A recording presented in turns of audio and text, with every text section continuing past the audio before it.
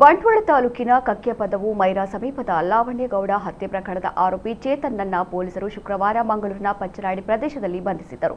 ಈ ನಡುವೆ ಆರೋಪಿ ಇಲ್ಲಿ ಪಾಷಾಣ ಸೇವನೆ ಮಾಡಿದ್ದೇನೆ ಎಂದಿರುವ ಹಿನ್ನೆಲೆಯಲ್ಲಿ ಕೂಡಲೇ ಬಂಟ್ವಾಳ ಸರ್ಕಾರಿ ಆಸ್ಪತ್ರೆಗೆ ದಾಖಲಿಸಿ ಪ್ರಾಥಮಿಕ ಚಿಕಿತ್ಸೆ ಕೊಡಿಸಿ ಬಳಿಕ ಹೆಚ್ಚಿನ ಚಿಕಿತ್ಸೆಗೆ ಮಂಗಳೂರಿನ ವೆನ್ಲಾಕ್ ಆಸ್ಪತ್ರೆಗೆ ಸ್ಥಳಾಂತರಿಸಲಾಗಿದೆ. ಆಸ್ಪತ್ರೆಯಲ್ಲಿ ಚೇತನ್ಗೆ ಚಿಕಿತ್ಸೆ ಮುಂದುವರೆದಿದೆ. ಪೊಲೀಸ್ ಬಿಗಿ ಭದ್ರತೆಯ ನಡುವೆ ಆಸ್ಪತ್ರೆಯಲ್ಲಿ ಚಿಕಿತ್ಸೆ ಪಡೆಯುತ್ತಿದ್ದಾರೆ ಎಂದು ಮೂಲಗಳು ತಿಳಿಸಿವೆ.